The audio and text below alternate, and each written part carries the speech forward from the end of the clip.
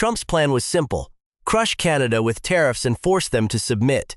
Canada's plan was simpler: find new customers. In March 2025, Canada's exports to non-US countries surged 24.8% in a single month, the second largest monthly export surge ever recorded in history. The US share of Canadian exports was supposed to collapse Canada's economy. Instead, it collapsed Canada's dependency on America. If you want to understand how trade wars actually work, keep watching. And if you're new here, hit subscribe to Money Signals. This is the content they won't show on the news. February 1st, 2025, marked the start of the pressure campaign. Trump signed executive orders imposing a 25% tariff on nearly all Canadian imports entering the United States, with energy products hit by a 10% rate. At that moment, Canada sent 73% of all its goods directly into the US. That wasn't just a trading partner. That was an economic lifeline being choked. Trump's calculation was cold and built on one core assumption: that Canada had nowhere else to go. For decades, the US absorbed the vast majority of Canadian steel, lumber, oil, and auto parts. Canada had built its entire export infrastructure pointing south. By putting a 25% toll on that entire direction, Trump believed he had Canada cornered. Part 2. The strategy unfolds. Recapping the initial shock, February 2025 saw a 25% tariff wall thrown across the northern border, a move Washington intended to be an absolute chokehold on Canadian industry. But the maneuver relied on a static view of global trade, assuming Canada's 73% reliance on the US market was a permanent cage. Instead, the strategy acted as a catalyst for a structural break. On March 4, 2025, Canada implemented a 25% surtax on an initial tranche of over $20 billion in US imports, targeting everything from agricultural products to consumer goods. By March 25, this net widened to include an additional $86 billion in goods. That detail tells you this wasn't just a defensive posture. It was a calibrated effort to inflict reciprocal pain where it would be felt most acutely by American producers and regional economies. When Prime Minister Mark Carney took office, his rhetoric shifted the frame from trade dispute to national resilience. In an August 22, 2025 statement, Carney articulated the new doctrine: for decades, as a result of a series of trade agreements, the Canadian and U.S. economies have become steadily more integrated. As I have emphasized in recent months, that process is now over. As a result, some of our historic strengths have become vulnerabilities. This is a profound pivot. Carney was effectively signaling that the era of deep, frictionless integration was dead, and he was intentionally uncoupling the Canadian economy from its American anchor to prioritize sovereign control over key supply chains. The economic data confirms this wasn't just talk. While the U.S. market remained contested, Canadian crude oil was redirected with unprecedented speed.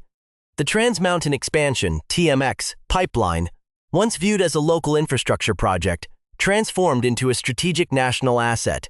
Between May 2024 and September 2025, crude oil exports to Indo-Pacific markets surged from virtually zero to an average of $571 million per month. That represents a fundamental rerouting of Canada's most vital resource, moving the dependence away from the U.S.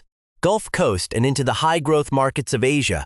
Gold provides the clearest window into the flight to safety aspect of this strategy. With gold prices climbing over 60% in 2025, Canadian gold exports to the UK spiked by $17 billion, a 76% increase, making it the country's second-largest export behind crude.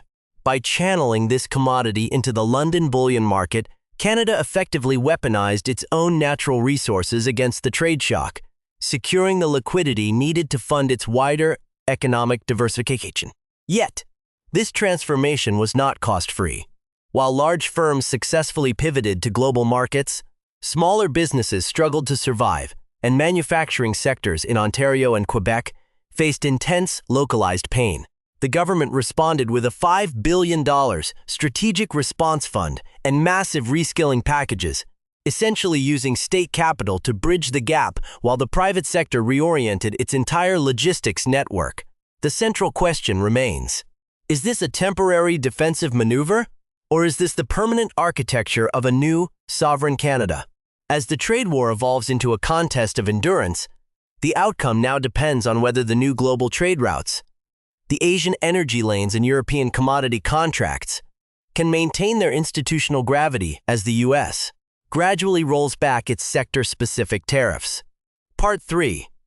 The bottom line: the complexity of the 2025 trade war wasn't just in the tariffs themselves, but in the structural shock they delivered to the North American status quo.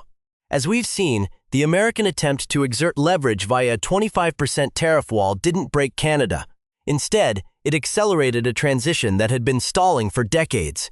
By forcing Ottawa to look beyond the 49th parallel, the trade war effectively ended the integrated era of North American commerce. For the United States, the strategic takeaway is one of diminishing returns.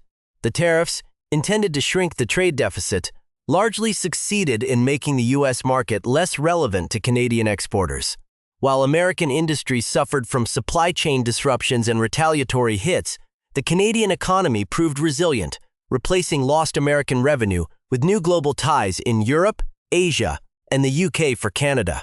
The transformation is now institutional. Mark Carney's government didn't just survive the pressure. They turned it into a mandate for a new sovereign economy. This is evidenced by the massive redirection of oil through the Trans Mountain Pipeline and the aggressive push into gold and critical mineral markets. Canada is no longer merely a resource appendage to the American manufacturing machine. It is now actively positioning itself as a diversified player in the global trade arena. M.CC.ca Europe and Asia, meanwhile, found themselves in an unexpected position of opportunity. As Canada aggressively sought new buyers for its canola, crude, and minerals, these regions secured new, stable supply chains, reducing their own dependencies elsewhere. The global market is now witnessing a Canada that is less predictable for Washington, but more strategically autonomous. The next move is inevitable: the consolidation of these new trade routes. With the 2026 easing of most tariffs following the Supreme Court's intervention, the temptation in Ottawa will be to drift back to the easy American market. However, the data suggests this won't happen.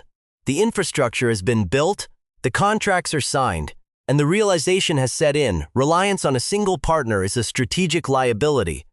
The core insight is this: when a nation with critical commodities is forced into a corner, it doesn't just fold. It finds the global market. Pressure applied by a superpower to a neighbor may be designed to force submission, but if that neighbor holds the resources the rest of the world requires, the pressure only serves to shatter the old order and create a more independent player.